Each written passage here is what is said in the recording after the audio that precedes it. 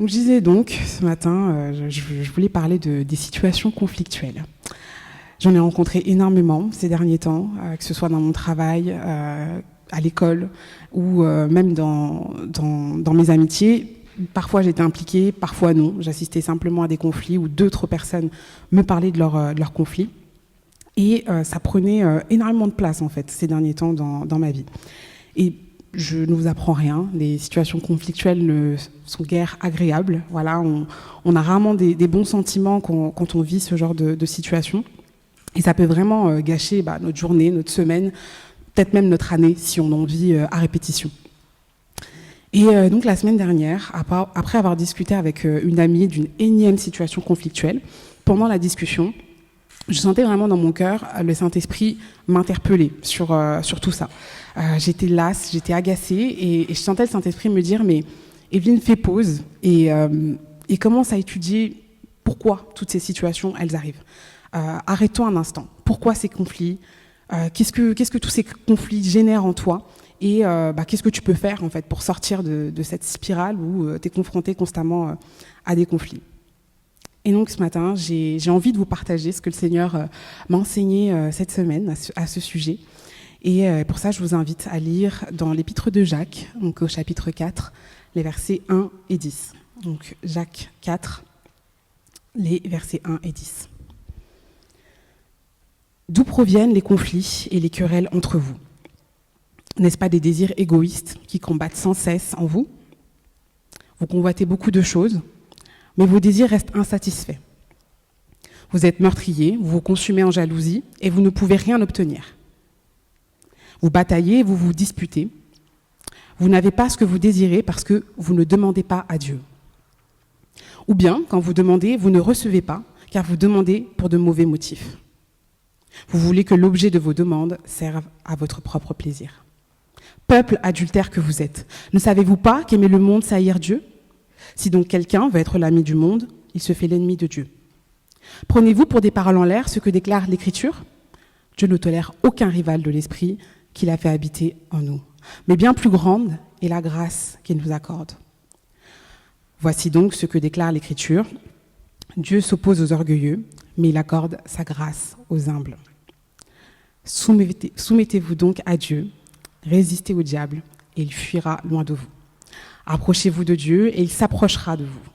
Nettoyez vos mains, pécheurs, et purifiez votre cœur, vous qui avez le cœur partagé. Prenez conscience de votre misère, et soyez dans le deuil. Pleurez, que votre rire se change en pleurs, et votre gaieté en tristesse. Abaissez-vous devant le Seigneur, et il vous relèvera. Jusqu'ici, la parole de Dieu. Alors, bon, c'est pas le texte le plus joyeux du Nouveau Testament.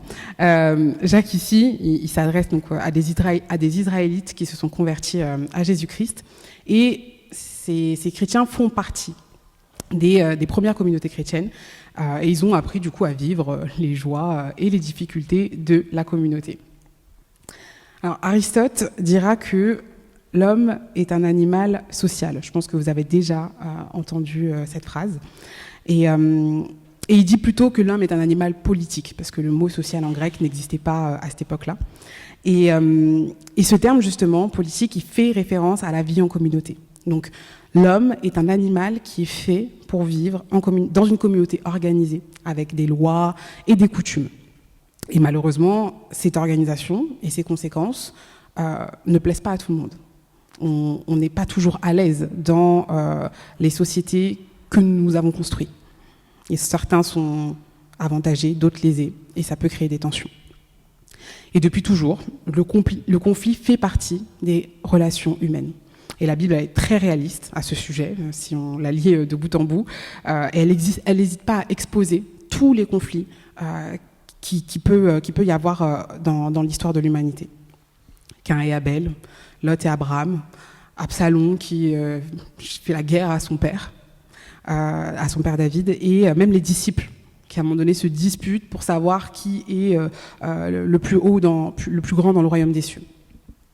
Et que dire des premières églises, les Corinthiens, où il y a des gens qui se poursuivaient en justice, l'église des Galates aussi, où les membres s'entre-déchiraient, ou même la communauté de Philippe, que Pierre affectionnait énormément, mais où il a dû intervenir parce qu'il y avait un conflit, une querelle entre deux sœurs.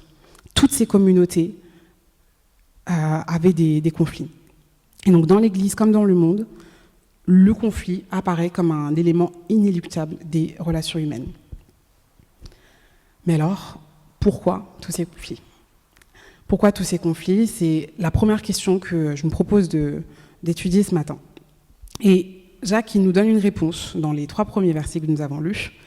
Et il nous dit, il interroge les chrétiens à qui il s'adresse, « N'est-ce pas des désirs égoïstes qui combattent sans cesse en vous ?» Et je voudrais ici qu'on s'arrête sur des termes que je trouve importants, parce que Jacques nous parle de désir égoïste. Et dans les 3 premiers versets, il va décrire en fait en quoi consistent ces désirs égoïstes. Des motivations qui sont ambiguës, voilà, les gens veulent enseigner mais on ne sait pas trop pourquoi, des insatisfactions qui entraînent des jalousies et qui au final provoquent des conflits. Les chrétiens à qui Jacques s'adresse désirent ardemment obtenir tout un tas de choses et ils sont centrés sur ça, ils sont centrés sur cette envie-là, à tel point qu'ils ne présentent même plus leur désir à Dieu. Ils sont tellement centrés sur ce qu'ils veulent, sur ce qu'ils recherchent, sur ce qu'ils convoitent, qu'ils ne s'adressent même plus à Dieu. J'imagine qu'ils doivent voir dans leur communauté un tel avec une chose qu'ils n'ont pas. Ça provoque une frustration. Et de là, en fait, s'ensuit tout un engrenage qui les amène au final à rentrer en conflit. Peut-être même, ils savent peut-être même pas pourquoi en fait ce conflit est arrivé. Et quand ils décident de demander à Dieu, c'est souvent par cupidité, parce que justement ils convoitent ces choses-là, et non parce qu'ils cherchent sa volonté. Ils sont dans la manipulation de Dieu pour obtenir ce qu'ils souhaitent, d'après ce que nous dit Jacques. C'est pas très beau, mais est-ce que cette communauté, elle est très différente de la nôtre ? Est-ce que ces chrétiens sont très différents de nous ? Je ne sais pas. Je nous pose la question ce matin. La racine qui est à l'origine de tous ces comportements, c'est la même, et nous la connaissons très bien, et c'est le péché. Et le péché, lui-même, est né d'un acte égoïste. Ève, quand elle a désobéi à Dieu, ce qu'elle voulait, c'était devenir aussi sage que Dieu. Elle s'est regardée, le serpent lui a dit qu'elle pouvait obtenir la sagesse de Dieu, et elle s'est dit « Ah, c'est ce que je veux ». Le péché est né de cet acte égoïste, de Ève qui était centrée sur elle et son envie d'être comme Dieu. Et par la suite, la Bible, elle nous relate de nombreux actes égoïstes aussi. Abraham qui ment au sujet de sa femme pour sauver sa peau, même si il fait genre c'est pas pour ça. Les prophètes qui rappellent sans cesse l'égoïsme des Israélites, alors que la loi de Moïse, au contraire, elle fait en sorte que personne ne soit égoïste, mais que chacun pense à la communauté. Isaïe nous dira « chacun suivait sa propre voie ». La trahison de Judas. Voilà, c'est peut-être l'acte égoïste le plus connu. Et aujourd'hui, à notre époque, l'égoïsme, il continue à s'exprimer de différentes manières. J'en ai choisi deux, je vais vous en présenter deux. Premièrement, par un narcissisme exacerbé, ou ce que je vais appeler un narcissisme exacerbé. Parce qu'aujourd'hui, notre image extérieure, c'est quelque chose qu'on va chercher à nourrir intentionnellement. On va intentionnellement mettre du temps, de l'argent, de la réflexion sur comment on paraît aux yeux du monde. Et en fait, le fait d'apporter toute cette intention, ça fait qu'on se focalise énormément sur nous au quotidien. Et donc ce narcissisme, il va nous empêcher peut-être de mettre notre temps, nos ressources, notre attention sur autre chose, et notamment sur l'autre. Et d'ailleurs, ce narcissisme, souvent, il fait que, parce qu'on est à ce point centré sur nous-mêmes et sur notre image, on va se permettre de juger l'autre. Parce que lui, du coup, il n'est pas arrivé là où nous, peut-être, on est arrivé, où il ne répond pas au code auquel nous, on a cherché à répondre. Vous voyez ? Donc c'est vraiment un égoïsme qui nous pousse à nous regarder nous, à nous valoriser nous, et après, qui nous amène à juger l'autre. Et on a aussi ce qu'on appelle un égoïsme d'indifférence, où de plus en plus, malheureusement, on le voit, chacun l'être humain est capable de ne pas considérer l'autre. Je ne sais pas si vous avez vu ces vidéos, il y en a pas mal sur Facebook. On appelle ça des pranks, donc c'est faux en gros, où il y a des gens qui mettent en scène des enlèvements d'enfants devant des passants, si vous voulez. Donc il y a un acteur qui va prendre un petit, qui est un acteur aussi, voilà, il n'a pas été vraiment enlevé, il va l'enlever devant des gens qui passent, et on va regarder ce que font les gens, comment ils réagissent. Et c'est effrayant de voir que, je sais pas, j'ai pas envie de mettre de statistiques, mais on va dire que seulement une personne sur 10, peut-être, est alarmée par la situation. Vous voyez ? La plupart des gens, ce que ça donne, c'est, ils voient l'enfant se faire enlever, ils regardent comme ça, puis ils passent leur chemin. Ils s'arrêtent même pas, en fait. Ils marchent en regardant ce qui vient de se passer. Ça se voit qu'il y a un problème. Ça se voit qu'on est dans une situation où un enfant est en danger, et la personne ne fait rien. Elle continue à tracer sa route. Et donc ça, c'est un égoïsme d'indifférence. Et moi, j'en ai vécu. Moi, je me souviens, sur le parvis de la préfecture, il y a une petite mamie qui était tombée. Donc je l'avais vue de loin. Et en fait, il y a peut-être 4 personnes qui l'ont regardée comme ça et qui sont passées à côté d'elle. Alors que, voilà, vous voyez, à la préfecture, il y a des pavés, pour ceux qui connaissent. Elle s'était simplement pris le pied dans un pavé et elle avait chuté. Et en fait, les gens l'ont vue tomber et ils sont passés à côté d'elle. Aujourd'hui, il y a un égoïsme d'indifférence. On a de plus en plus de facilité à ne pas considérer l'autre, à faire comme si il n'était pas là. Et toute notre société nous y encourage. On est de plus en plus individualiste, on a de plus en plus de choses qui nous permettent de nous enfermer dans notre bulle, que ce soit par exemple les écouteurs quand on marche, ou même les réseaux sociaux, du coup, ça nous garde enfermés à l'intérieur. Et on devient de plus en plus indifférent. Et donc, oui, il y a ces 2 égoïsmes-là, et il y a aussi celui qui est notamment à l'origine des guerres, un égoïsme qui a envie de contrôler, qui a envie de prendre le pouvoir, qui a envie de contrôler des territoires ou même des personnes. Et du coup, quand l'existence de l'autre est vécue comme une limite à notre pouvoir ou à notre influence, forcément, à un moment donné, on va se battre pour éliminer l'autre, parce qu'il devient un rival. On va se battre pour imposer notre pouvoir. On va se battre pour étendre notre territoire. Et autrement dit, quand on est concentré sur nous-mêmes, l'autre, il ne peut pas vraiment avoir de place. Et c'est là où, j'espère, on commence à voir à quel point l'égoïsme, c'est un engrenage du péché. Parce que quel est le 2e plus grand commandement de Jésus ? Merci. Tu aimeras ton prochain comme toi-même. L'égoïsme, il nous pousse à nous centrer sur nous-mêmes. Et forcément, quand on est centré sur nous-mêmes, aimer notre prochain, ça n'a pas vraiment de place. Et l'enseignement biblique, il est toujours à contre-courant du monde, mais sur ce point-là, c'est vraiment très fort. L'égoïsme ne peut pas être le moteur de nos actions. Parce que sinon, on ne répond pas à cette prescription de Jésus. Tu aimeras ton prochain comme toi-même. Et Jacques, il dénonce vraiment de manière virulente l'attitude des chrétiens qui se conforment à cette vision. Et il leur dit « Peuple adultère que vous êtes ». C'est violent, je ne sais pas si on se rend compte. C'est une formule qui est utilisée dans l'Ancien Testament par les prophètes. Et ces chrétiens, en fait, là, Jacques, il met en évidence que ces chrétiens, ils ont un cœur qui est partagé, en fait. Ils servent Dieu, mais en fait, ils servent aussi le monde, vous voyez. Et Jacques, il va leur rappeler avec des mots très durs que c'est pas une option. C'est pas une option de servir Dieu et de servir le monde. L'amour du monde et de ses principes est un adultère spirituel. Aimer le monde, c'est haïr Dieu. Si quelqu'un veut être l'ami du monde, il se fait l'ennemi de Dieu. Le message, il est plus que clair. Dieu ne tolère aucun rival dans sa relation avec son peuple. Et c'est clairement pas un message nouveau pour ces judéo-chrétiens. Ils connaissent les 12 commandements, ils ont eu accès au message des prophètes de l'Ancien Testament. Ils savent que Dieu est un Dieu exclusif et qui nous demande d'obéir à ses commandements. Et nous aussi.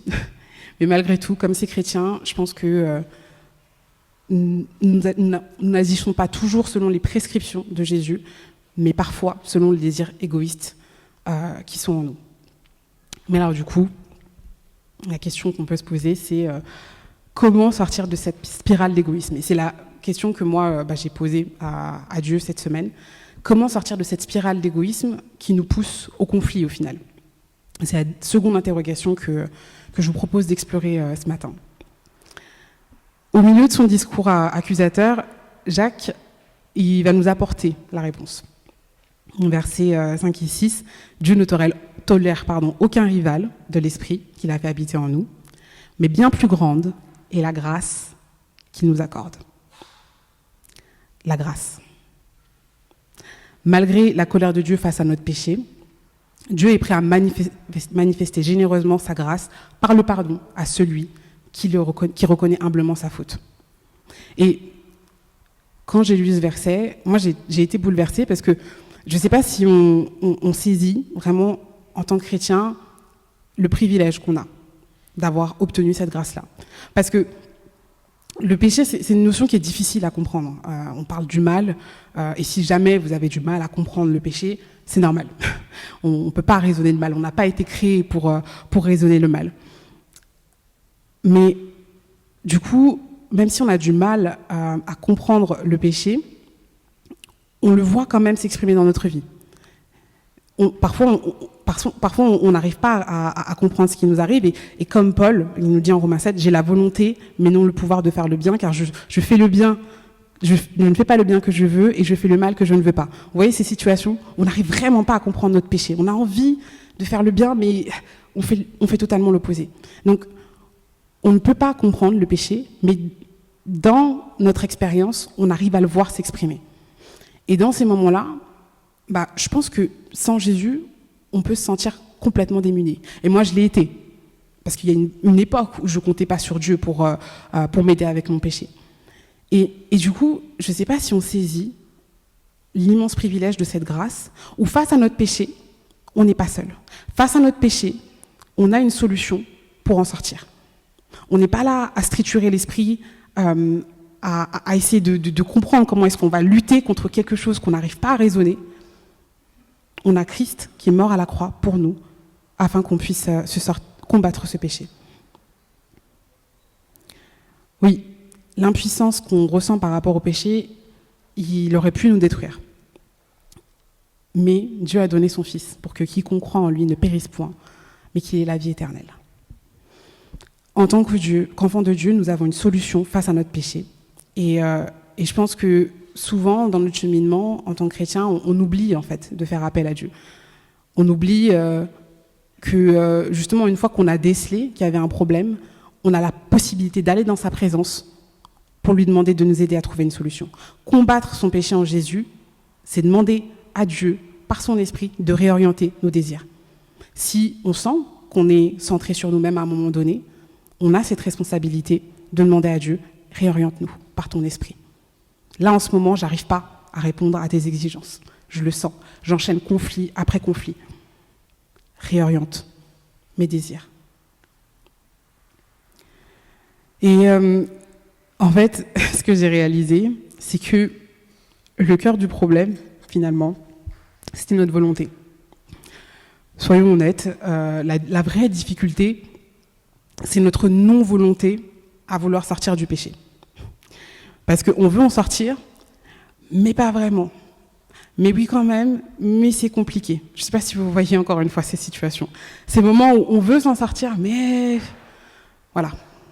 C'est ça le vrai cœur du problème. Parce qu'on a la solution. La Bible, elle en parle en long, large et en travers. Jésus-Christ est mort pour ça.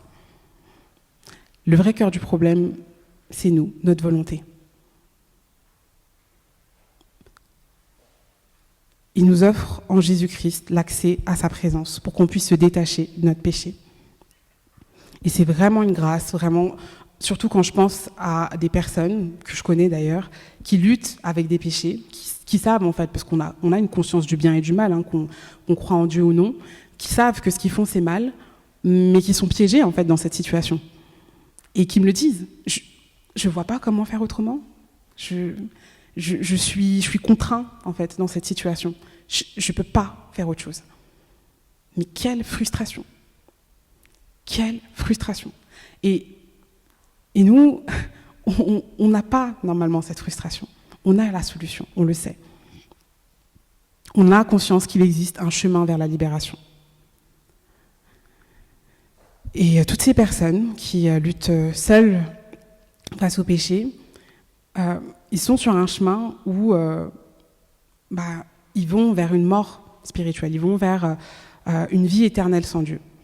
Et en tant qu'enfant de Dieu, vraiment, on a reçu la conviction que nous, on est sur le chemin vers la libération. Donc, en plus d'annoncer, parce que ça, je pense qu'on a bien compris qu'on devait annoncer ça, qu'il y a un chemin vers la libération, je pense que nous-mêmes, par moment, on doit prendre conscience qu'on est sur ce chemin.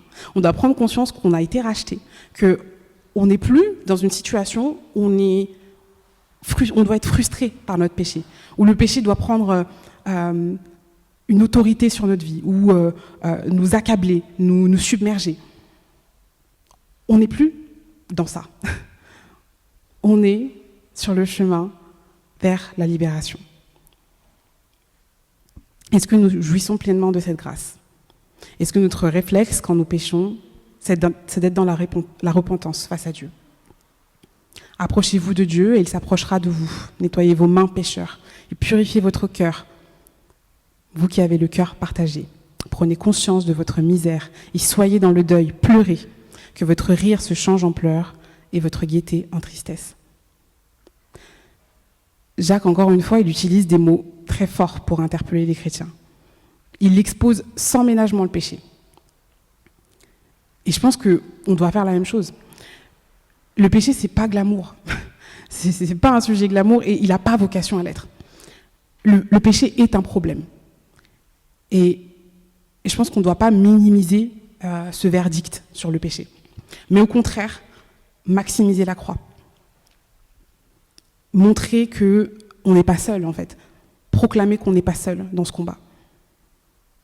Ne pas minimiser le verdict sur le péché, mais au contraire, maximiser la croix.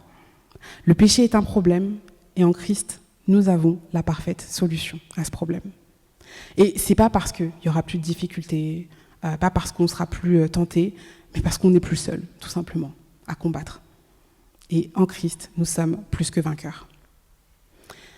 Alors, la repentance, elle apporte la libération, et cette liberté de vivre selon les prescriptions de Dieu, elle nous est vraiment offerte en Jésus par son sacrifice. Et au final, je pense que c'est vraiment ça qu'on a le plus de difficultés à faire. Est-ce que le plus difficile, c'est pas de sortir de ce narcissisme qu'on utilise même parfois pour s'auto-justifier devant Dieu? Est-ce que le plus difficile, c'est pas de se regarder nous-mêmes dans les situations justement où on n'est pas vraiment ajusté avec les prescriptions de Dieu? C'est lui qui a fauté, Seigneur. Et ça a créé tout un tas de sentiments chez moi qui font que maintenant j'agis comme ça. Encore une fois, on ne s'interroge pas, on fait pas de bilan sur nous-mêmes. Et moi, ce matin, je voudrais nous inviter à faire ça. Apprenons à faire des bilans, chacun pour soi, tant qu'il en est encore temps, avant que ça dégénère en conflit. Demandons à Dieu de nous éclairer sur nos motivations, sur les choses qui peuvent corrompre notre cœur, sur les choses qui peuvent venir l'assombrir en fait, et qui font qu'après derrière, on a des comportements qui ne sont pas ajustés. Si on se sent seul dans la lutte face à un péché, demandons de l'aide à Dieu. Et demandons aussi de l'aide à des frères et des sœurs. C'est pour ça que la communauté est là aussi. C'est pour ça qu'on rappelle chaque dimanche qu'on peut prier les uns pour les autres à la fin du culte. Si on est dans la difficulté, Dieu nous a apporté la solution. Alors je ne sais pas quel type de conflit vivaient les chrétiens à qui Jacques s'adresse, mais vu la virulence de ces termes, je pense que ça devait être du lourd, très sincèrement.